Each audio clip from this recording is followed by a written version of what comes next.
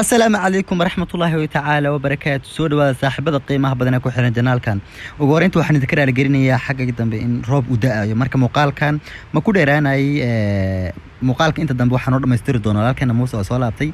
إن شاء الله هذا كدبنا فيديو ده وصادق دونا وح كل ولا بطل بعض يوم مقنا مركب أنا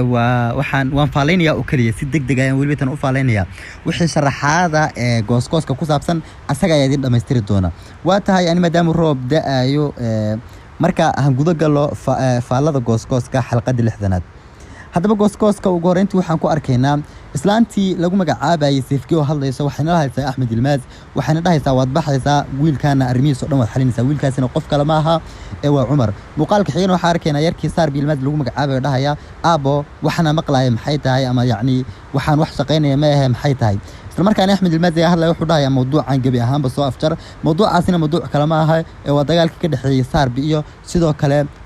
ninka lagu magacaabay Cumar iskuulkana lagama buranayo markaas kabacdi Saarbi hadlay wuxuu dhahayaa Cumar doqonkan xunka Cumar ayuu caayaya doqonkan xunka ilaa oo san ciqaabtiisa u marin waxba ma dhamaanayaan ayuu dhahayaa yacni ciqaabtiisa inuu mara ayaan rabaa halka muuqaalka xiga arkayna beerkii oo la hadlaya ee BK isla markaana ku dhahayaa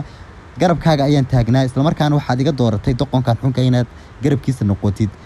qofkaasina qof kale ma aha waa dooruka iyo aflagaadeenaya uu ku leeyahay ninkan aad iga dooratay inaad garabkiisa taagnaatid adigana waa iga tagtay isla markaana ay bikay weedar baaxaysa muuqaalka xigeen waxa arkayna Axmed Ilmaaz oo u sheegaya Shiwaal kuna dhahayo Cumar waa wiilkayga oo kale yacni isaga Cumar ma soo qaadi laakiin wuxuu dhahayaa waa wiilkayga qofkaasina kulli qof kale ma aha Cumar iska garanayna muuqaalka xigana waxaan arkaynaa yacni Cumar oo le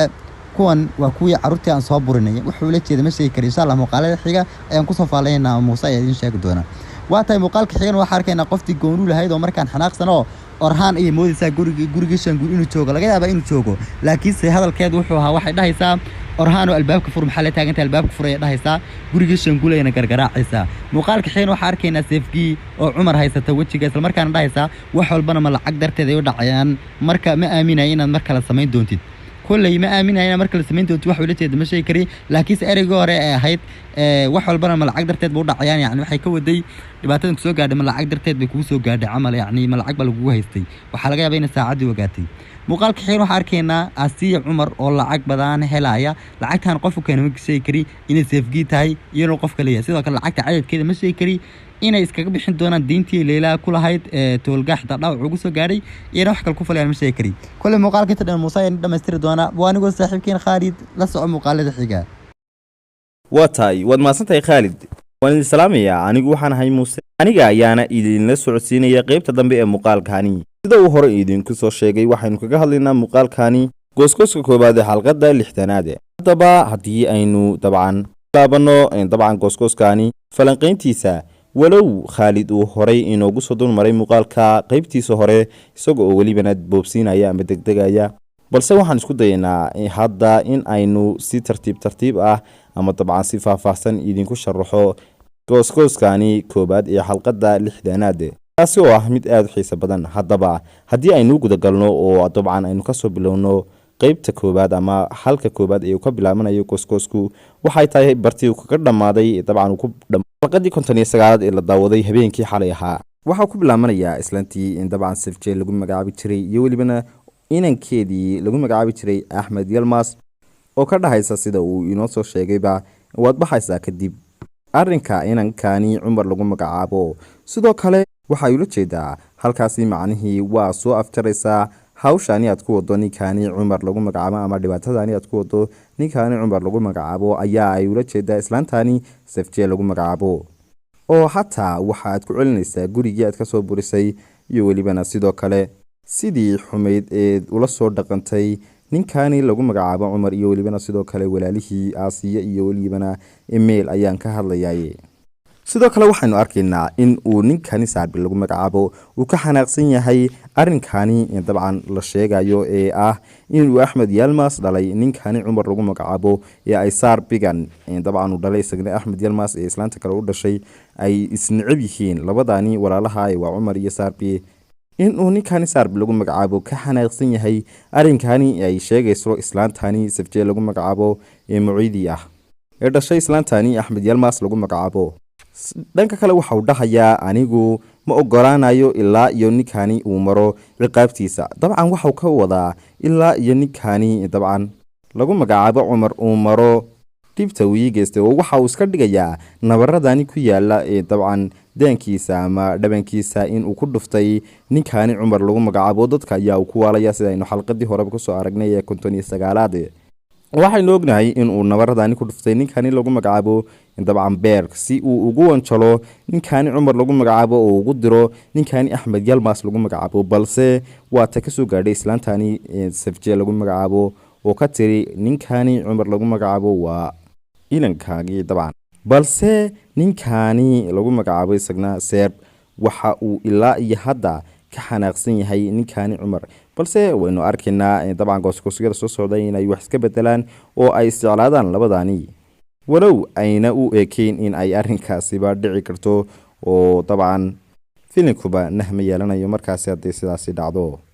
dhanka kale marka aynu intaasi ka soo gudubno waxaynu arkaynaa ninkii lagu magacaabi jiray Beerk oo garab imanaya gabadhii lagu magacaabi jiray dabcan ABK isagoo oona ka dhahaya aniga oo dhankaaga xigay oo dabcan adiga garabkaaga ahaa ayaa diga raacday wecelkan xun ama doqonkan xun ee dabcan lagu magacaabo Dooruk. dabcan Dooruk ayuu ka hadlayaa sida uu inoo soo sheegayba. Dooruk ayuu ka hadlayaa sidaasi ayaana uu dhahaya. dabcan sidoo kale weyn ognahay dhibta soo kala martay ninkani dabcan lagu magacaabo Beerk iyo weliba sidoo kale Dooruk. dabcan waxaynu ogeyn season 2 in ay dabcan labadani ahaayeen saaxiibo oo dabcan filinka ay ku jilayeen in ay noqdaan saaxiibo saddexdani ninkan lagu magacaabo Cumar iyo weliba ninkan lagu magacaabo Dooruk iyo sidoo kale Beerk ay dhinac ka soo wada jeedeen halka dabcan Tolga iyo weliba sidoo kale Emir iyo dadkii kale ay meel ka soo wada jeedeen. balse season 3 waxa uu ku bilaabmay in ninkani Dooruk lagu magacaabo ama dabcan ninkani Beerk lagu magacaabo uu ku biiro dhanka iyo weliba sidoo kale dabcan dadka ku jilaya qaayimiinta ama laadarada filinkani ama uu ka soo horjeestay ninkani Dooruk lagu magacaabiyo sidoo kale ninkani lagu magacaabo Cumar iyo weliba gabdhahani ABK iyo weliba sidoo kale dabcan gabadhani Aasiya lagu magacaabo walow ABK uu dabcan ka xiigsanayo dadka kale. balse marka uu ereyadaasi ka dhaho waxa ay ku dhufanaysaa gabadhani lagu magacaabo ABK Fed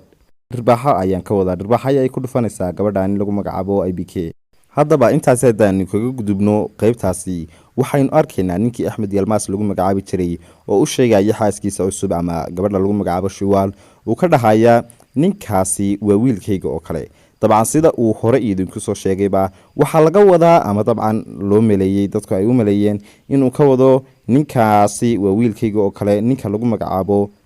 Cumar ninka lagu magacaabo inuu ka wado. islaantani Shiwaal lagu magacaabana waa yaabisa oo dabcan way yara naxaysaa. kadib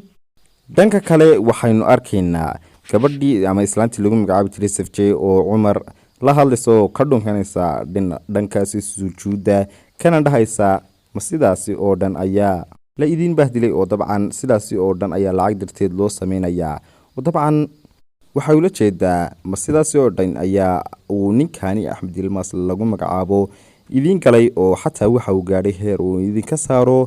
dabcan guriga waana ay ka raaligelinaysaa iyadoo oo ooyeysa islaantani lagu magacaabo Safjee. haddaba ugu dambeynta waxaynu arkaynaa oo aynu u gudagalaynaa dabcan arrinka dabcan ilaa iyo hadda ay ka yaaban yihiin dadku taasi oo ah in ay ninkii Cumar lagu magacaabi jiray Aasiyo email ay helaan boorso laga ah boorsadaasi oo ay ka heleen gurigoodii hore dabcan ay hadda ku soo laabteen waa sanduuqad yareed ayaan ka hadlayay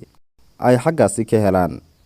kadib wixii taa ka dambeeya waxaa la isweydiinayaa cidda lacagta halkani dhigtay. haddaba su-aashu waxay tahay yaa dhigay lacagta halkani. dabcan dadka qaari waxay leeyihiin waxa uu keentay islaantii Safjee lagu magacaabi jiray